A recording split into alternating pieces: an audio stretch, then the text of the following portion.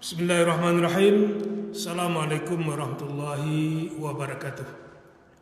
Alhamdulillahillazi nahmaduhu wa nasta'inuhu wa nastaghfiruh wa na'udzu billahi min syururi anfusina wa min sayyiati a'malina. May yahdihillahu fala mudhillalah wa may yudlilhu fala hadiyalah. Asyhadu an la ilaha illallah wa asyhadu anna Muhammadan abduhu wa rasuluh la nabiyya ba'dah. Allahumma fasalli wa sallim wa barik ala sayyidina Muhammad wa ala alihi wa ashabihi ajma'in, amma ba'du. Bapak kaum muslimin sidang pendengar rahimakumullah, segala puji dan syukur marilah kita ucapkan kepada Allah Subhanahu wa taala yang selalu memberikan taufik dan hidayahnya kepada kita bersama. Alhamdulillah, pada sore yang berbahagia ini kita kembali bertemu di Masjid Tengah-Tengah Jua ini dalam rangka siaran langsung melalui corong ini jemaah di rumah, kami di masjid. Kemudian siaran langsung melalui Facebook dan juga melalui YouTube Masjid Tengah Jua Bukit Tinggi.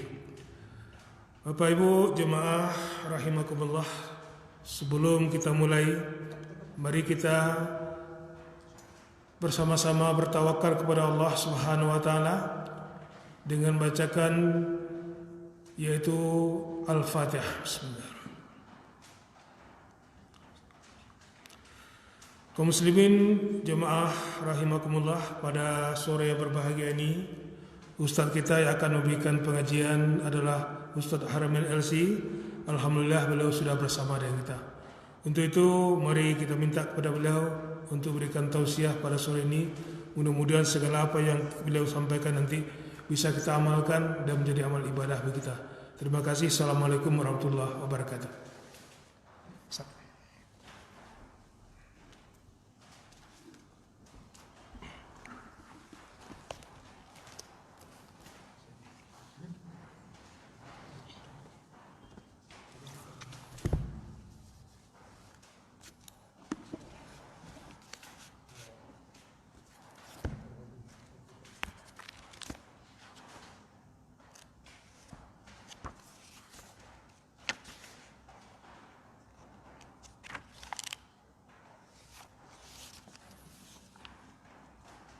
Assalamualaikum warahmatullahi wabarakatuh. Alhamdulillahi rabbil alamin, wa bihi nasta'in ala umuri dunya waddin. Asyhadu an la ilaha illallah wahdahu la syarika lah, wa asyhadu anna Muhammadan abduhu wa rasuluh la nabiyya ba'dah. أما بعد فإن أصدق الحديث كتاب الله، وخير الهدي هدي محمد صلى الله عليه وسلم، وشر الأمور محدثاتها، فإن كل محدثة بدعة، وكل بدعة ضلالة، وكل ضلالة في النار. رب اشرح لي صدري ويسر لي أمري واحلل عقدة من لساني يفقه قولي. Rabbi zidni ilman warzuqni fahman. Yang dihormati kaum muslimin dan kaum muslimat, para jamaah, para pendengar, para pemirsa di rumah masing-masing maupun yang mendengar secara langsung melalui Facebook dan media yang lain. Kita bersyukur kepada Allah Subhanahu wa taala. Alhamdulillah, pada sore hari ini kembali kita diperjumpakan Allah Subhanahu wa taala dalam suasana yang berbeda daripada yang biasa.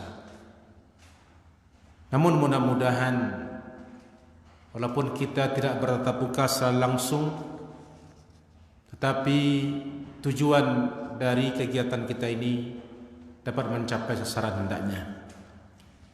Kemudian sallallahu alaihi wasallam untuk Nabi kita Muhammad sallallahu alaihi wasallam. Bapak dan ibu-ibu, kaum muslimin, kaum muslimat, saudara dan saudari, para jemaah yang dimuliakan. Allah Subhanahu wa taala dalam surah Al-Baqarah ayat 155 berfirman, A'udzu billahi minasyaitonir rajim. Wa lanabluwannakum bisyai'in minal khaufi wal ju' wa naqsim minal amwali wal anfusi wath thamarat wa basyyiris sabirin alladzina idza asabathum musibah qalu inna lillahi wa inna ilaihi raji'un.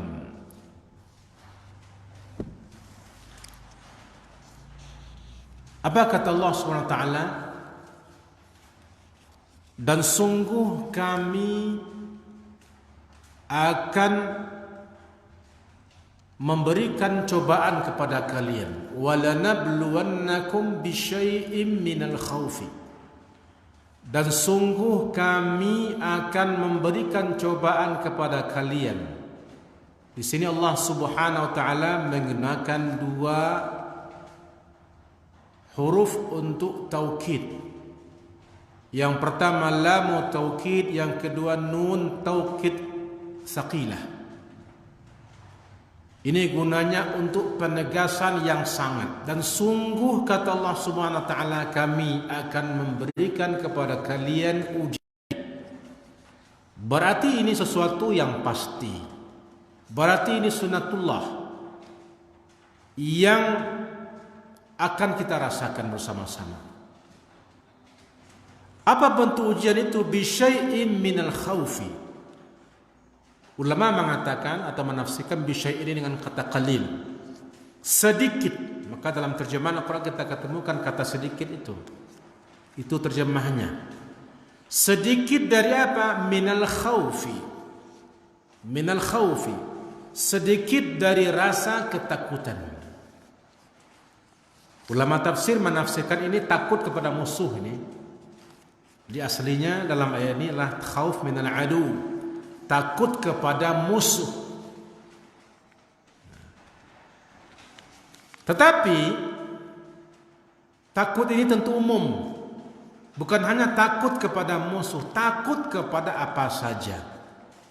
Karena takut ini lawan dari kata aman. Kita semuanya kaum muslimin dan muslimat ingin ketenangan, ingin rasa aman, tidak ada yang ingin ketakutan. Maka Allah Subhanahu wa taala menjadikan takut merupakan salah satu bentuk ujian kepada kita, dan ini sudah kita rasakan bersama-sama. Rasa kekhawatiran, rasa kecemasan, rasa ketakutan yang pada hari ini bukan kepada musuh yang berbentuk manusia, orang kafir bukan, tapi musuh kepada suatu penyakit.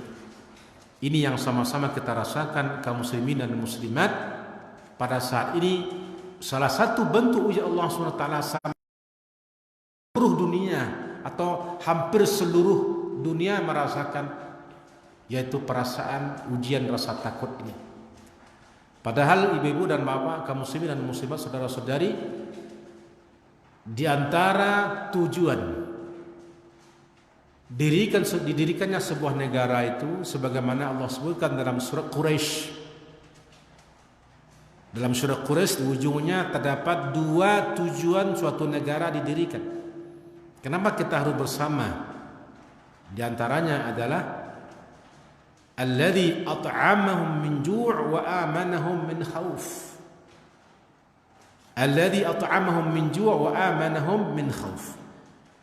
Dia Allah Subhanahu wa taala yang telah memberikan makan untuk menutupi rasa lapar, wa amanahum min khauf, dan mengamankan mereka dari rasa takut. Oleh kata ini Allah Subhanahu wa taala, "Falyabudu rabb hadzal bait." Maka sembahlah Tuhan, Rabb pemilik rumah Allah ini, yaitu Ka'bah. Ka'bah. Jadi rasa aman dari rasa ketakutan ini adalah tujuan kita bernegara. Nah, rasa aman inilah yang pada hari ini terganggu dan berdampak kepada hal-hal yang lain. Rasa kecemasan kepada takutnya kita kepada ditimpakan oleh Allah SWT virus ini berdampak kepada hal-hal banyak lagi dampak-dampak yang sangat kita rasakan melalui rasa khauf ini. Dan ini merupakan ujian yang wajib kita terima dengan penuh kesabaran. Kalau tidak dengan iman dan kesabaran ini, maka kaum muslimin dan muslimat kita akan stres. Kemudian kata Allah Subhanahu wa taala wal ju'i, dan kelaparan. Dan tentu ini pun sama-sama pula kita rasakan. Berita yang beberapa hari yang lalu kita dengar bahwa ada satu keluarga meninggal dunia karena apa? Tidak ada dimakan. Nah, akibat dari apa? Akibat dampak ini juga merasakan kelaparan. Oleh karena itulah pada saat inilah kita masanya berbagi. Pada masa inilah kita merasakan bagaimana rasanya tidak enak, merasakan kekurangan, merasakan kelaparan. Sehingga dengan itu pula lah kita merasa terpanggil untuk membantu sesama kita. Minal ju'. Ini adalah salah satu bentuk ujian dari Allah Subhanahu wa taala. Dan pada saat ini kaum muslimin dan muslimat yang merasakan ju' ini, yang merasakan kelaparan ini bukan hanya orang-orang yang miskin, orang-orang yang berpunya, orang-orang yang hidupnya berkecukupan pada hari ini pun merasakan ini, walaupun mereka sebenarnya ada kelaparan, tetapi merasakan kekurangan. Atau lagi artinya tidak lagi sebanyak yang dahulu. Rezeki yang Allah berikan kepada mereka tidak lagi sebanyak yang dahulu, berkekurangan. Dan itu pun bagi mereka sudah merasakan ujian yang sangat berat. Maka dari itu kita lihat para pedagang merasakan mengeluh mereka. Tak buka tokonya, mengeluh. Maka mereka tu main kucing-kucingan dengan aparat untuk buka tokonya supaya dapat mencari sesuap nasi gitu katanya. Padahal uangnya mereka mungkin masih banyak simpanan. Tapi apa yang terasa kurang daripada yang lama, dan itu berat bagi mereka. Nah, ini merupakan ujian Allah Subhanahu wa taala. Amwal, kekurangan harta. Wa naqsi min amwal, kekurangan harta. Dan ini juga sama-sama kita rasakan pada saat ini. Semuanya merata. Semuanya merata merasakan ini. Dan inilah merupakan ujian yang Allah berikan kepada kita yang cukup berat kita rasakan. Wal anfusi was thamarat. Dan juga kekurangan anfus, meninggal dunia. Pada sampai hari ini untuk Indonesia sudah sampai 700-an yang tewas diakibatkan oleh virus corona ini. 700-an berita terakhir tadi. Dan ini merupakan satu ujian kekurangan nyawa. Wal wasamarat, dan juga berupa tumbuh-tumbuhan, kekurangan buah-buahan. Wabashir sabirin, kata Allah Subhanahu wa taala, maka beri kabar gembira. Dan berilah kabar gembira siapa? As-sabirin, orang-orang yang bersabar. Allah Subhanahu wa taala atau agama kita ini telah memberikan pengajaran yang sangat berharga bagi kita. Suatu resep yang Allah berikan kepada kita ketika kita menghadapi musibah adalah sabar. Wabashir sabirin, dan berilah kabar gembira bagi orang-orang yang sabar. Apa itu? Siapa mereka? Alladzina idza asabatuhum musibah, yaitu orang-orang yang apabila mereka ditimpakan Allah musibah, qalu inna lillahi wa inna ilaihi raji'un. Mereka berkata, sesungguhnya kami adalah milik Allah dan sesungguhnya kami kepadanya kembali. Ini ayat yang ke-156.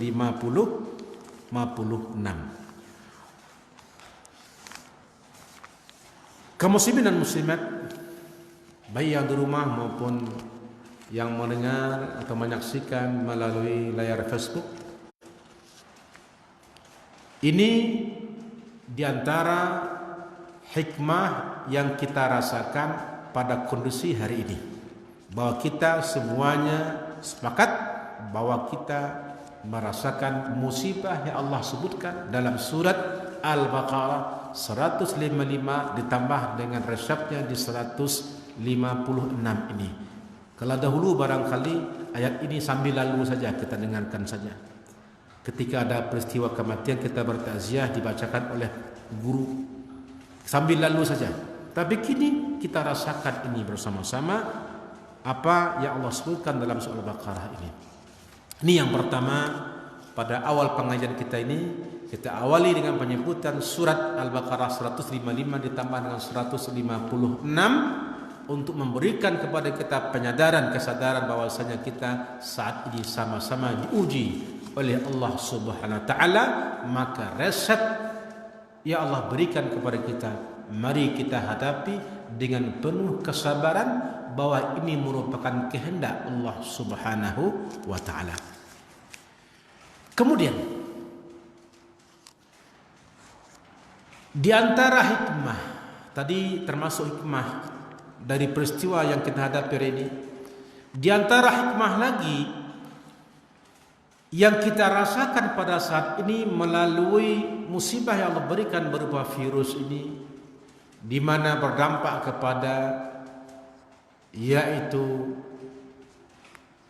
berhentinya banyak dari aktivitas kehidupan kita yang normal. Ya, di antara hikmahnya apa? Di antara hikmahnya adalah yang kedua tadi, yang pertama kita ambil hikmahnya masalah musibah, yaitu bahwa kita menyadari akan pentingnya pengamalan dari syariat Islam ini. Selama ini hanya kita mendengar saja, kita membaca saja, kita menyimak saja, tetapi dalam pengamalan kita tidak merasakan bahwa kita butuh. Apa contohnya? Sekarang sudah sibuk orang. Tiap-tiap tempat kemana kita pergi disediakan itu air untuk cuci tangan. Masuk ke toko cuci tangan, masuk ke bank cuci tangan. Kemana-mana kita cuci, masuk ke pasar pun sudah disediakan cuci tangan. Padahal agama kita pada awal sudah mengajarkan kepada kita tentang pentingnya kebersihan, tentang pentingnya taharah, Kita sudah tahu itu, tetapi kita tidak mengamalkan dengan sebenarnya.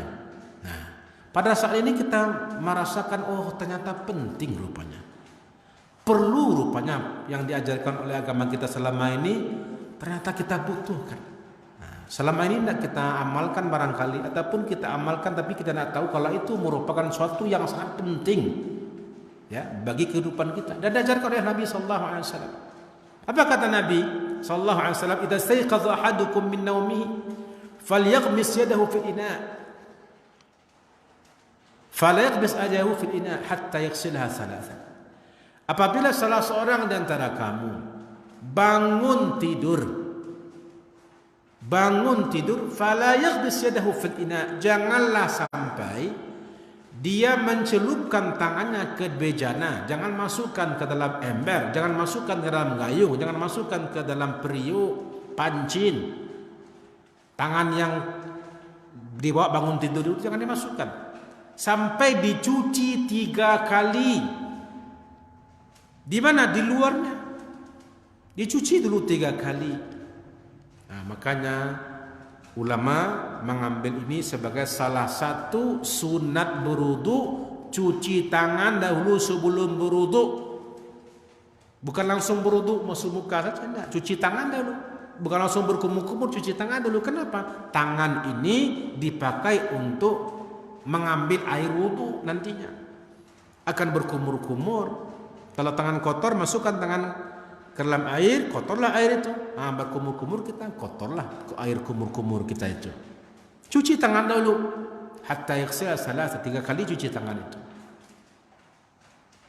Kenapa begitu? Apa alasannya? Fa inna ahadakum la yadri aina batat yaduhu. Karena salah seorang di antara kalian tidak tahu, tidak menyadari di mana letak tangannya tadi malam.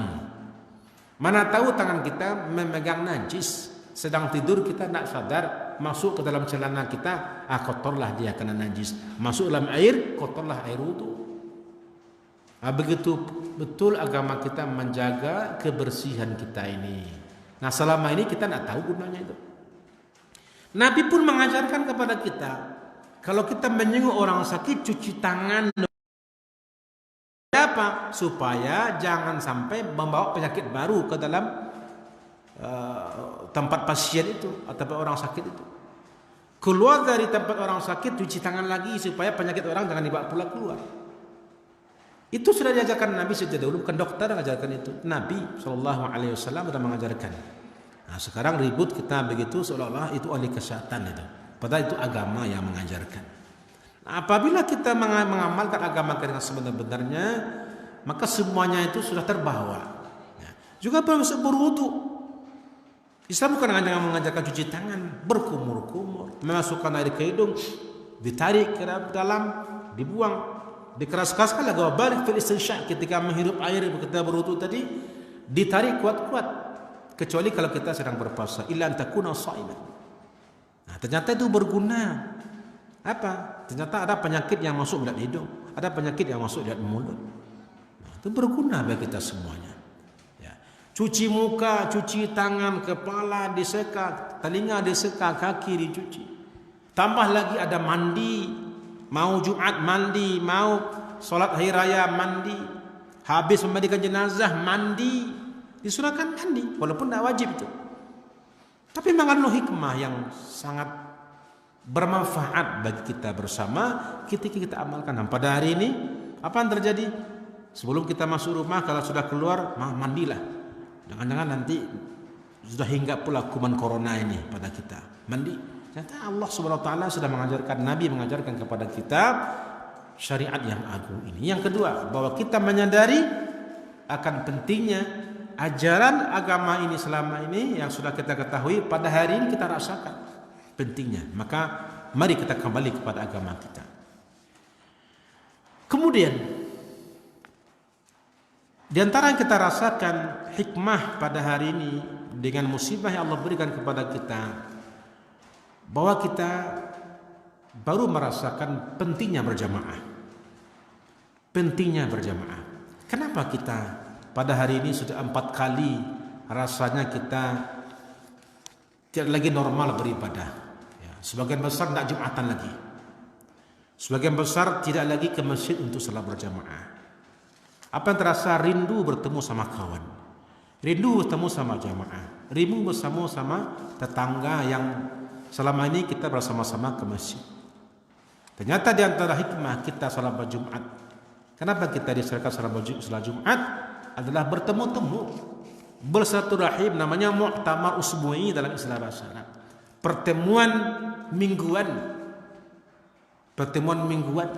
Kalau hari raya, salat hari raya itu pertemuan tahunan. Nah, kalau haji itu pertemuan internasional tahunan, itu internasional. Bertemu-temu kita sama kaum muslimin ini, saling bertukar pikiran. Ya. Ada biasanya orang-orang di kampung kita ini kalau Jumat itu pergi ke rumah ke kampung orang tuanya, ya, pergi ke kampung aslinya. Kalau dia tinggal di Bukit Tinggi, dia pergi ke kampungnya. Dia orang Sungai Pua, pulang ke Sungai Pua Jumatan itu. Orang Sungai Buloh pulang ke Sungai Buloh, orang Cengkaring pulang ke Cengkaring untuk Jumatan bertemu dengan orang-orang kampung. Apa hubungan kita? Terputus hubungan kita. Maka baru kita merasakan akan pentingnya syariat agama Allah Subhanahu wa taala ini, di mana kita kaum muslimin dan kaum muslimat sangat butuh berjamaah. Sangat butuh berjamaah. Mudah-mudahan keadaan seperti ini akan sebab berlalu dan kita akan Allah kembalikan kepada kondisi yang normal dan kita sama-sama kembali meramaikan masjid Allah Subhanahu wa taala. Kemudian yang keempat, di antara hikmah yang juga kita rasakan bahwasanya alhamdulillah kita bersyukur, ghirah, semangat beragama khususnya bagi kalangan kita yang di Bukit Tinggi, di Kabupaten Agam yang arah ke sini. Kita merasakan ghirah, semangat beragama sangat besar. Semangat beragama sangat besar. Maka kita tidak bisa menyalahkan sebagian kaum muslimin yang masih curi-curi untuk bisa berjumatan. Ada sebagian yang malah memanfaatkan musala untuk jumatan cuma sekitar 3-5 orang saja. Ditutupnya di kucing. Padahal itu musala bukan untuk jumatan biasanya. Tapi takut meninggalkan Jumat, maka curi-curi juga. Juga sebagian masjid juga masih ada berjamaah salatnya. Salat berjamaah 5 waktu walaupun jumlah tidak banyak. Ya, lalu memprotes segala macam. Kita memang tidak bisa juga menyalahkan orang atau sebagian masyarakat yang demikian. Kenapa? Karena ada suatu didorong oleh semangat beragama ini. Bahkan bapak-bapak di kampung mengoceh. Apa nak munafik awak ada ustaz? Latiku kali anak Jumaat. Nah, walaupun mereka tidak mendasarkan kepada ilmu yang benar, tetapi semangatnya ada. Ini yang kita rasakan. Nah, berbeda barangkali di sebagian masyarakat. Ada sebagian masyarakat di tempat yang lain barangkali yang bagi mereka hari ini Senin saja. Oh, Jumat tidak Jumat sama saja, tidak berjamaah karena memang biasanya juga tidak Jumatan. Biasanya juga tidak berjamaah ke masjid, bagi mereka tidak jadi masalah. Tapi bagi yang sudah terbiasa jamaah, berbiasa ke masjid, yang sudah biasa Jumatan, bagi mereka ada suatu yang kurang, merasa berdosa. Namun demikian tentu semangat yang besar ini tidak bisa hanya ditunjukkan semangat, tetapi harus dibarengi dengan ilmu yang benar, dengan ilmu yang benar. Karena ternyata ibu-ibu dan bapak yang dihormati, dalam beragama ini tidak cukup hanya dengan semangat saja, tidak cukup dengan rasa saja, tetapi di samping itu juga perlu ilmu yang benar, ilmu yang benar, sehingga kita tidak merasa bahwa kita merasa berdosa meninggalkan masjid dalam kondisi seperti ini. Tidak perlu merasa berdosa karena kondisinya seperti ini. Nah, yang berdosa itu kalau kita dalam keadaan normal tidak ke masjid kita, tidak Jumatan kita dalam kondisi dalam keadaan aman, berdosa lah kita. Kondisi dalam keadaan aman kita tidak berjamaah ke masjid. Nah, itu kurang itu. Tapi dalam kondisi seperti ini sudah berbeda pula hukumnya lagi dalam agama. Oleh karena itu semangat yang besar ini, semangat yang tinggi ini harus diiringi dengan apa? Harus diiringi pula dengan ilmu yang benar, sehingga kita tidak gampang menyalahkan ya orang-orang yang mungkin lebih tahu daripada kita. Kemudian yang kelima juga di antara hikmah yang kita rasakan pada saat ini dan sama-sama kita sadari adalah bahwa ternyata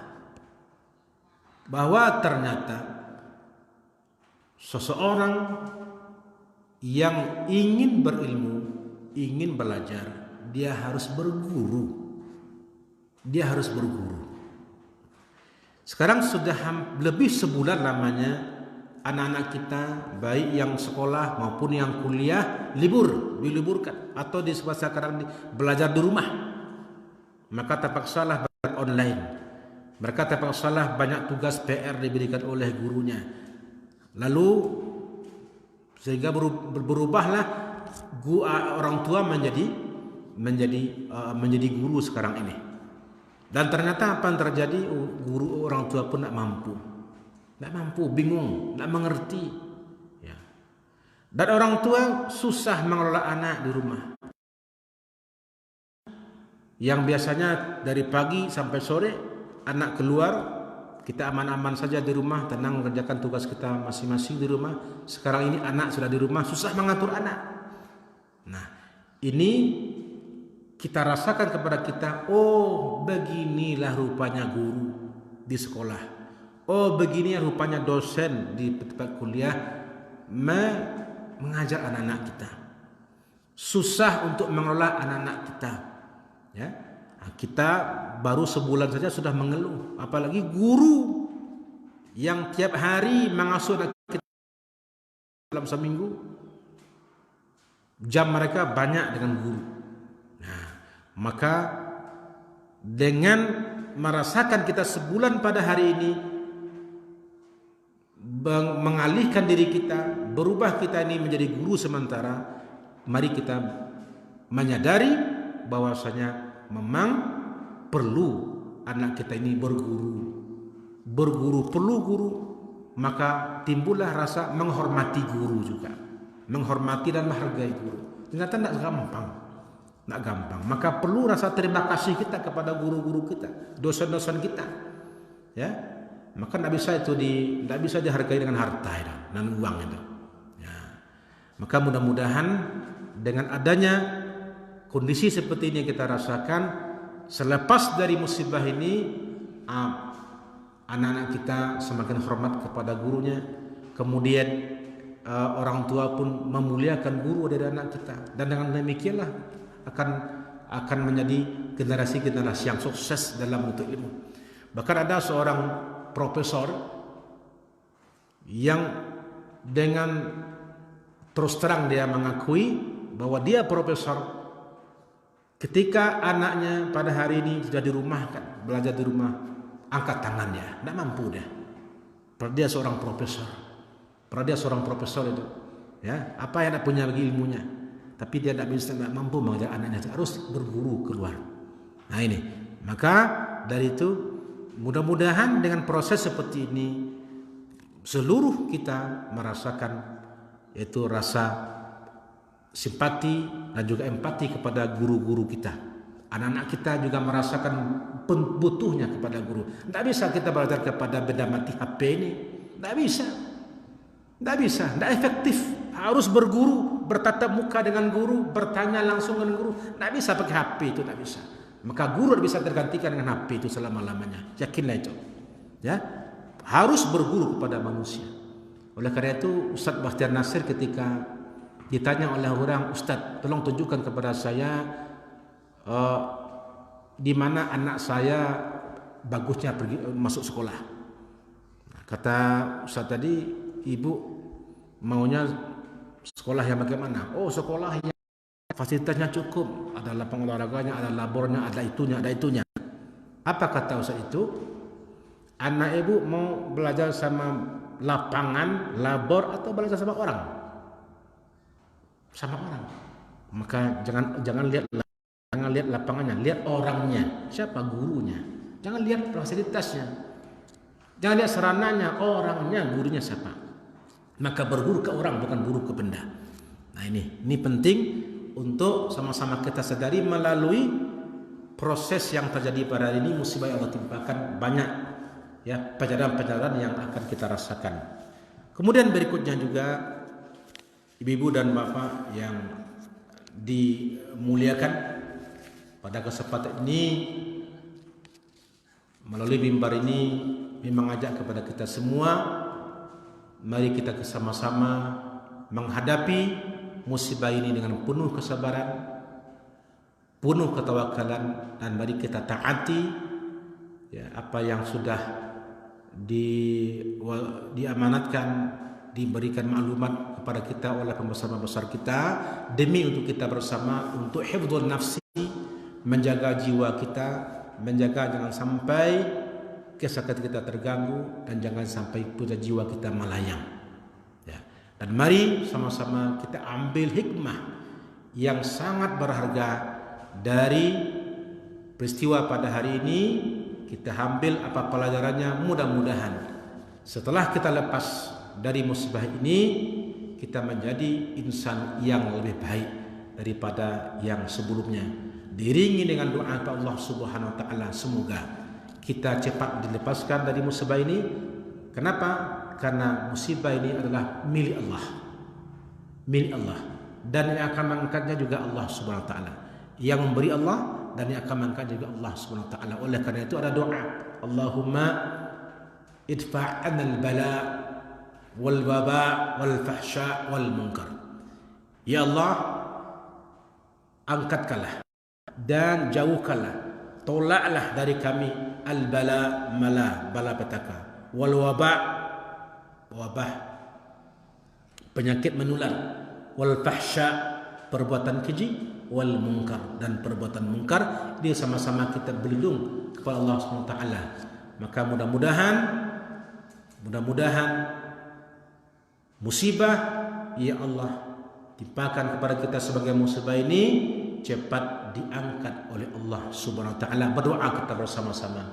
Dan apalagi kalau sudah kita berserah diri kepada Allah Subhanahu wa taala, berinabah kepadanya, insyaallah Allah akan mengabulkan doa kita. Maka kesimpulan dari yang kita sampaikan pada sore ini, pertama, bahwa ini adalah merupakan musibah yang harus kita terima dengan penuh kesabaran.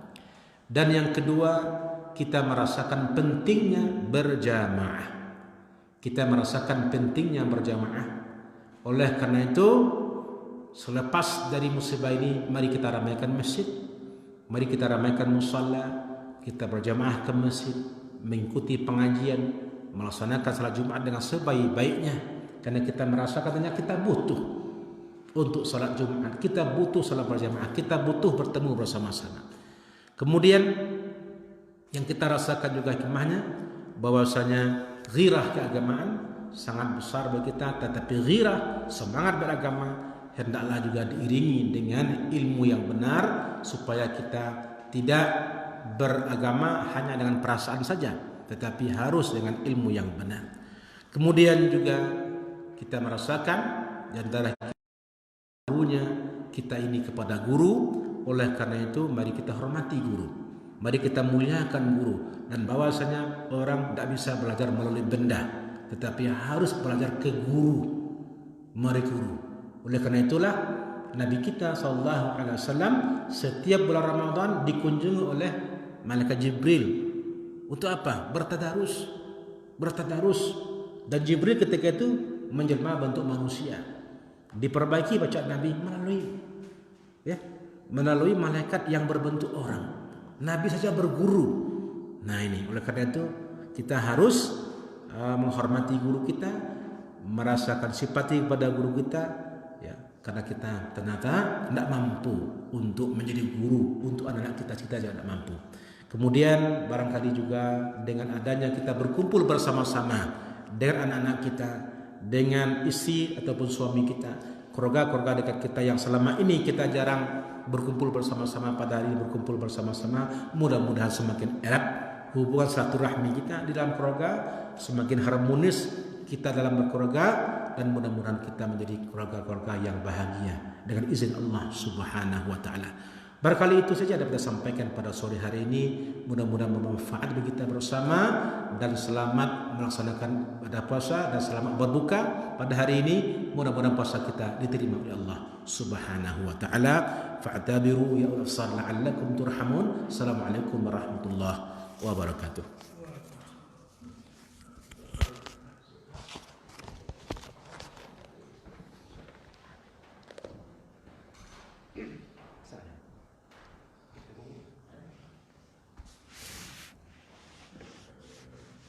Terima kasih kita aturkan kepada Ustaz Armen yang telah memberikan tausiah pada sore ini. Mudah-mudahan apabila sampaikan bisa kita terima dan kita amalkan dengan amalan yang sebetulnya. Dan insya Allah untuk besok sore kita akan tetap melakukan pengajian besok insya Allah dengan Ustaz Ridwan Dato' Satirasi, yang insya Allah kita mulai jam 4:30 besok sore. Terima kasih kepada Ustaz dan terima kasih kepada jemaah yang mendengar melalui corong ini dan melalui Facebook dan juga YouTube. Mudah-mudahan Allah berkati kita semua.